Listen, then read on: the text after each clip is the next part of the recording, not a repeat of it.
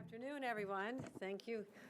Wow, purple's in the house. That means that help is on the way. Our SOS teams are here. So before I get started, I just want to tell you, I wanted to gather here today to showcase the extraordinary work that all of you are doing. And as the governor of the state, I could not be prouder to know that you are not just out there doing your jobs, you are transforming lives. And that is going to be part of your life story and your legacy. To all of you who are part of our SOS teams, know that you have a lot of love and gratitude from your governor. Because for far too long, society has really turned a blind eye to the mental health crisis. You know, if you ignore it, it'll go away, right? If you just pretend people are not out there, you just walk past them, you don't have to deal with the realities of life. But these are our fellow citizens. You know, sometimes life deals you a curveball. You might find yourself with mental health challenges, not sure how to cope, who you turn to, homelessness, poverty, addiction, and all of a sudden you're in this spiral and you don't know how to get out. Knowing this, when I took office as governor 2 years ago, I said enough is enough. I said, let's rethink how we help those who are in most dire straits, those in the severe and unsafe conditions. And I said, and we'll start right here in the great city of New York. And I want to thank the people who've joined me here today. Dr. Ann Sullivan, you have been my partner on this journey. We have focused on mental health like no other administration in history. And I want everyone here to give our Commissioner of the Office of Mental Health a huge round of applause. Thank you, Dr. Sullivan. One of our clinicians is Erica Riley. You'll be hearing from Erica shortly, but I also want to make sure we give you a round of applause as well, and thank you for being on this journey to help people. Someone you're going to hear from, because he has a powerful story, is Alto Watts. We just had a conversation, and he represents so many faces of people who do not have the opportunity to have their lives turned around. But he's an example of what we can do when we're intentional, when we say these lives matter. We bring in professionals with huge hearts full of love, and that's how we start making a difference. And just in less than 24 hours after I gave my first day of the state address, I stood in the subway, went down to announce a new approach down at Fulton Street, and I said, let's do something different. Let's put $25 million out there for trained mental health professionals to be on our streets and subways. We call them our Safe Option Support Teams, or conveniently SOS teams. The first year was so successful. But I knew it takes time to build relationships, right? You don't just go up to someone and say, oh, I'm here to save your life, follow me, you're going to be fine. It doesn't, I mean, you're all nodding your heads. It doesn't work like that. And so many times people have tried this and they gave up because, well, we only have this much money, we only have this many people, and we have to go on and not make the real difference that I was looking for. The first year was so successful, I said we're going to add more money to it. We added upwards of an increase to get us up to $33 million to keep the good work going. So what are these teams doing? Why are they worth the investment? Just back in October, saw some of you, went down there again, and I gave everybody a big hug, as I often do, and said, thank you. Thank you. You're doing God's work here on earth, and keep it up. Because what they're bringing is deep clinical knowledge, but also this innate compassion that you seldom encounter. You truly are unique individuals. And they look for people who are lost, people who are in pain, people who may be a danger to themselves or others. You know what? They treat them with respect. They give them dignity. They listen. They follow up. They develop a rapport. And many of these people have been unhoused for years. So you build this wall around yourself. You don't want to have that wall come crumbling down. You don't want to expose your vulnerabilities because it hurts too much. And many just become resigned to living on the streets, wandering from here to there, maybe even giving up hope. And they distrust our institutions because they have failed them. They may have been in and out of foster care. They may have not had a stable home. There's just a lot of negativity. And they don't see one of our SOS teams say, oh, the cavalry has arrived. The SOS teams are here. Let's go. But when you make that intentional effort and connect with them as people, we can really make a difference. And that's what we did. And I'm really proud to announce that New York City's 14 of these teams have connected with more than 330 formerly chronically homeless people and have connected them with not just mental health services, but permanent housing. That's 330 people who had been given up on, who were relegated to the streets and subways, who had no other options except for our SOS options. And that is the difference we're making every single day out there. And they're getting wraparound services. It's not just, oh, we've convinced you to go into a home and good luck. You know, we're all done with you, on to the next one. No, that's not how you change lives for the long term. You can't just let people on their own who've had to rely on the streets and themselves for a long time. You have to build support around that. And it's clear to me that our strategy is working. But these cases of homelessness and mental health challenges are not confined to the 5 boroughs. And that's why we're announcing that we're expanding this to other regions of the state. I'm announcing 7 new state option support teams. They're going to be canvassing communities from Long Island all the way up to upstate New York, so Westchester, Long Island, the Hudson Valley, Capital Region, Southern Tier, all the way over to Western New York, my hometown. And we're going to continue adding more, because I'll invest money in programs that work. And you have proven to me that this works. There's 330 people who no longer have to sleep under the stars at night and hope they're not attacked or harmed. They have the dignity of the God-given right to have a roof over their heads. So we also have to make sure that the mental health system is working as well. And we have to focus on inpatient care.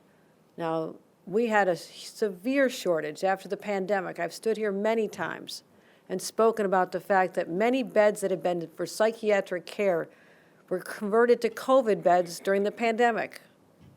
Fine, but the pandemic's been over for a while, and many institutions and hospitals did not go back to having the services available, so we ended up with a shortage at a time when more people are dealing with mental health challenges than ever before, all the way from our young kids to our seniors, challenges, and they need help, and the beds weren't there. So that was a break in the chain right there.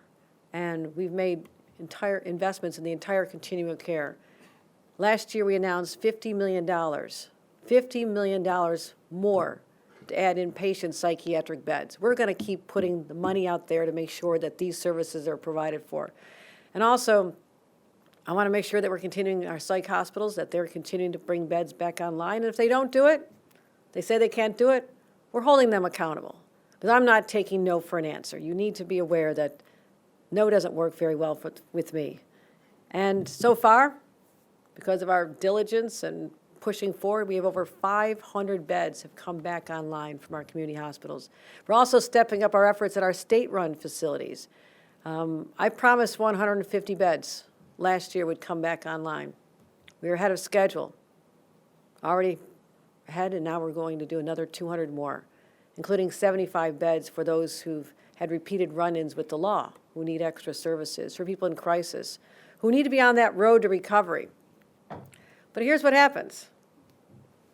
We convince people to come in, we finally have a bed available, they get the treatment, and then what happens after that? No one ever asked these questions before. They thought our job was done. Except if they're discharged without a meaningful plan and follow-through, the odds are pretty good that this individual may fall through the cracks again. It takes time to turn around a lifetime of despair and be welcomed back into society. So that's where we lose. We've always lost people. And I said, now we're going to be requiring that there's discharge plans, right, Commissioner? We're proposing regulations. You've already released them. Today you released proposed regulations for emergency rooms. What happens, what hospitals have to do now, what they're obligated to do is to have a discharge plan that is followed up upon. And that's so people don't keep cycling through the system. Now, they can only be discharged after they've had adequate treatment and a plan for follow-up care. That's the difference I'm talking about here. And so for many, the next phase will be supportive housing, these wraparound services, and make sure that these people have support. And since I announced our landmark, much talked about, $1 billion investment in mental health, I'm proud to announce that of that $1 billion, we've already made $768 million of it available to create more housing for people with mental illness. That's just in the short time since I announced this. As you know, I'm impatient, right, Commissioner? I'm always having meetings saying, show me the numbers. What are we doing? How are we doing? And so we're making real progress here. And I'm talking about places like VIP Community Services, a certified community behavioral health clinic in the Bronx I just visited a couple months ago. Those places are transforming lives. And I'll conclude with this. I'm proud of the progress we've made. There's no way I'll ever stand here and say our work is done. But now we know the path forward. We know the strategies that work. And those are the strategies that I'll keep investing in as governor, with our state legislature, with my budget, every single year that I am governor. Because there are too many people that are God's children who need our help and our love and a path forward. And one of the truest measures of society is how we treat the most vulnerable of our citizens. Not the most powerful, but the most vulnerable. And never again will we avert our eyes and say, that's not our problem. It's all of our problem. It's all of our problem. And with these investments, we'll never, ever turn away from anyone who needs our help. That is my commitment to you, and that is my commitment to everyone who is going through a tough time in life. People like our friend, Alto Watts, who is joining us here today. He'll talk about what he went through, his experience with the SOS teams, how they made a difference, and I spoke to him about how he can be the voice for so many who didn't know it's available. They thought they're alone. They believe that they're the only ones being affected like this when they have mental health challenges, and yet there are millions across our own state, people who need extra help. And his voice starting here today, but going forward, I believe can help remove the stigma of people in search of help and in search of a healing path to full recovery. So today, Alto has a new lease on life. And ladies and gentlemen, let me bring to the podium our next guest, Alto Watts.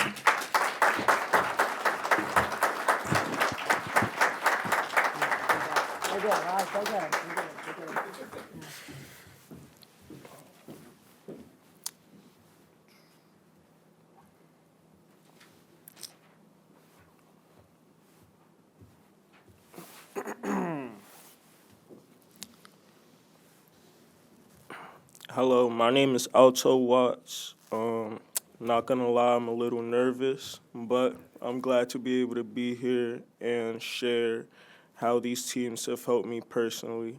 When I first connected with SOS and my caseworkers, Erica and Marvin, my mental health was in a terrible place. I had just gotten out the hospital after losing my apartment, had nowhere to go, and was beyond sad and hopeless. They asked me what they could do to help me, and I told them, you can help me get my mental state in a better place and work on getting my housing back. My caseworkers have helped connect me with mental health professionals and services. They've gone with me to appointments and so much more. While preparing this, I was trying to think of a specific time where they really helped me, and I struggled picking just one because ever since I connected with SOS and with my caseworkers, they've helped me so much. I know if I need help, I can reach out to them, and having that support just means everything to me. I'm very happy to be able to say that I'm now in my apartment and my mental state is exponentially better than it was when I first connected with them. This is just the beginning for me. I'd like to just thank SOS. I'd like to thank my caseworkers. I'd like to thank Governor Hochul. And with that, thanks for listening. I'd like to bring up Erica now. Thank you guys.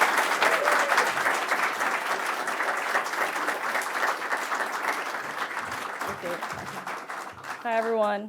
So as Alto said, my name is Erica Riley, and I'm a licensed social worker working with the ACMH Safe Option Support SOS team in Midtown Manhattan as a mental health clinician. I've been working for SOS for over a year and a half, and more broadly with individuals experiencing homelessness for 4 years. Working with the SOS teams is different than some of the other work that I've done. Our teams only have a few clients, and that means I get to know those clients like Alto very well. I can build trust with them, which means they'll ask me for what they need, and they will tell me if they're struggling. Trust has allowed clients to say, hey, I really need to shower and rest. Can we talk about that housing plan the team mentioned? One of the things I love about working with an SOS team is that I get to be in it for the long haul. It's not about helping someone into a home for a night. It's about building a long-term solution that works for them. Long-term solutions mean that we are in the journey with the client when we first meet them during street outreach, to the ups and downs of staying in the shelter system, and then celebrating them when they secure permanent housing. And because our teams are made up of case managers, peers, nurses, and mental health experts, we can help our clients find housing and find a therapist. We can help our clients find an addiction counselor and job training. Most importantly, working on an SOS team means that I have the time to build trust with the client. I can work on their timeline, which might mean clients feel comfortable saying, hey, for right now, I want to just focus on my physical health. My legs are swollen. Can you help me get medical attention? And after a hospital stay, the client feels better prepared to work on housing. Alto is proof that this approach works, and I know it can work for even more New Yorkers in need. I'm grateful for Governor Hochul for continuing to invest in teams like mine, and grateful for the SOS team as a whole. Very caring and compassionate group. Okay, thanks.